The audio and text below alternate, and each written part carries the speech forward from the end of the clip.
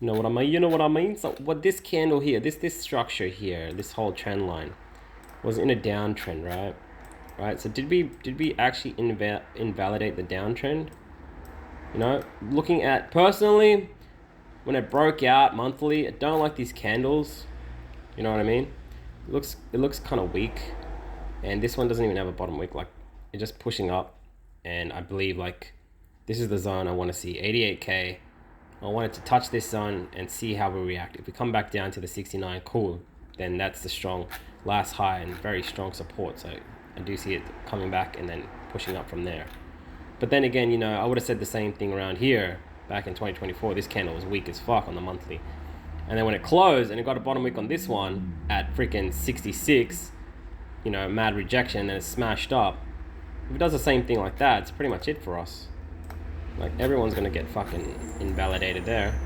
So something like this will happen where it pushes up, you know, grabs that liquidity, comes back down to like this zone here, 69 or even 73, and we get that monthly wick, and then we just to that 100k. Like, what are you gonna do then? Like, what are you gonna do? That's a 100k mark here on that volume profile band, and that's mad resistance too. You can see that here, right? All these clusters of wicks here. Mad resistance, right? So that's another scenario that can happen too. Now it looks pretty good to get like a nice fucking liquidity down here and then it's fucking rise up there.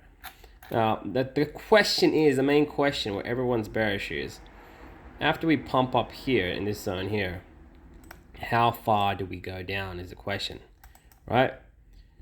And if it breaks 69, then yeah, then we're kind of going a little bit more down than I expected. But 69 is the strongest point, and I don't think we should break that. We should stay in this zone here. Stay in this zone, and then push up. So we'll see what happens. We'll see. Like I said, you know, the break of structure on this downtrend was a little bit weird on the freaking candle closures and how it looks like. So still waiting for a little bit of downside, but just don't know how much downside it's going to be. Don't want to guess, you know what I mean? Just want to look at these candle closures and see.